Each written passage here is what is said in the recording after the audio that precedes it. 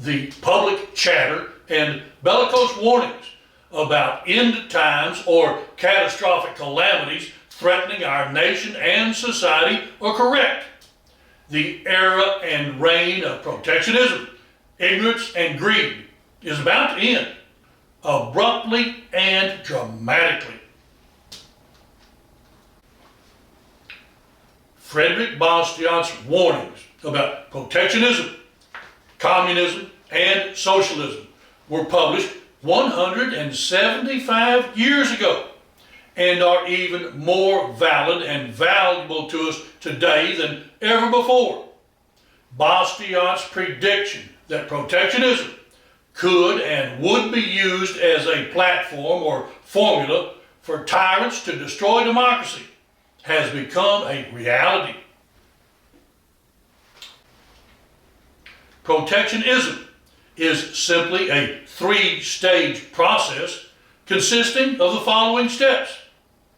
Number one, invent a threat or create a crisis that instills fear and causes chaos.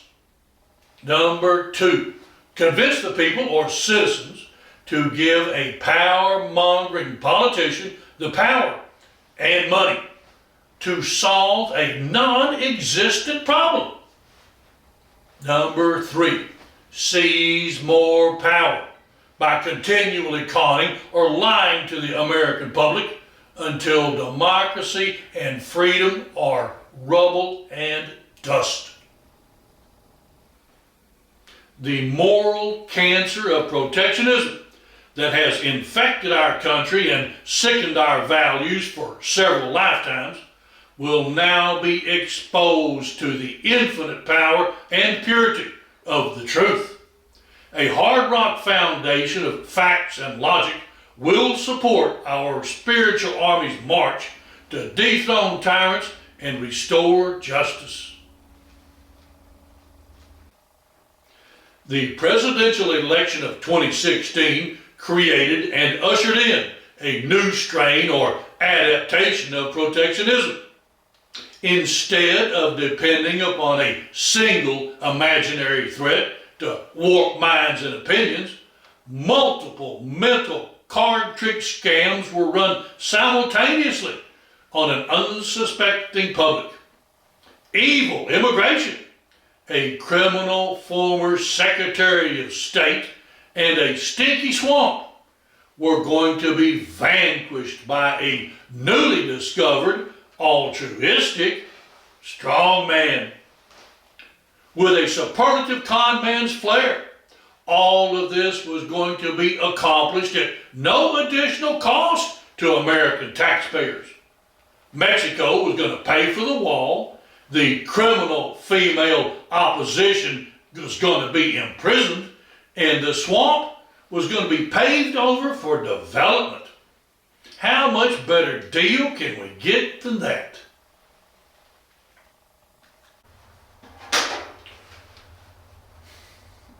Needless to say, none of these campaign promises were kept by our newfound savior, Donald Trump.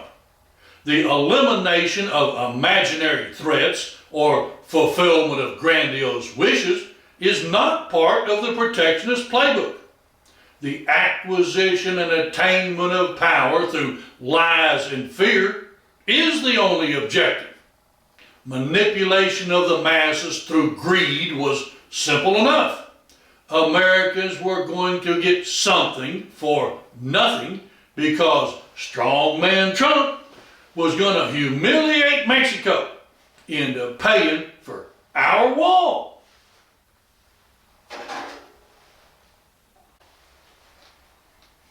Sadly, America learned nothing from the protectionist regime of Trump that added trillions to the debt and caused over 1 million deaths due to COVID. Our current election cycle has generated new opportunities for protectionism and is even recycling some old greatest hits to instill fear and intimidate voters. The protectionist playbook instructs want-to-be dictators to target minorities, foreign cultures, and marginalized gender communities. Anyone or anything that is deemed to be weak or vulnerable to media lies and misinformation is fair game to be attacked as a threat to our way of life. As a reminder to those that have forgotten their history or were not even alive back then, LBJ branded Vietnam as a threat to our way of life right before he sacrificed 50,000 young American lives to the altar of greed. We are now being conned to wage a culture war to protect the American way. The price of victory is for Americans to sacrifice their freedom and democracy so that women who want their rights and men who want to wear lipstick can be put in their place and punished. Lack of leadership in our times has warped our judgment and values and caused some Americans to seek desperate, delusionary, destructive solutions. Never before in our nation's history has a candidate for president ever crawled out of the gutter and pleaded or wished for desolation and despair to ruin our country so that they can win an election. Advocating for harm to come to innocent people so that he can be popular is a mortal sin and should condemn Trump to a wooden pew in Dante's Inferno of Hell. Democrats should also be blamed and shamed for the rise of selfishness and greed in politics today. Trump simply exploited and expanded the Democrats' win at all cost policies that were utilized decades ago. The principle of teaching by example and learning by experience cuts both ways. The Democrats like to portray themselves as champions of education, science, and progressive programs, but that facade of enlightenment blisters and cracks open like a festering wound whenever one studies history. In 1990, with a Republican president, Congress began funding the research and construction of the superconducting super collider in Texas. This was going to be the largest, most expensive scientific instrument in history. The super collider would provide knowledge and data heretofore unknown to man. The benefits to humanity and opportunities for discovery were beyond our capacity to imagine. After spending billions to acquire the land and install the infrastructure necessary for construction, the political landscape of Washington and Texas changed.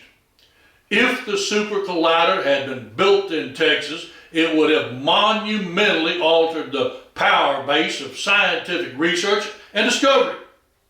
Texas would have become a worldwide destination for academics, computing, tech startups, and the state would have flourished economically.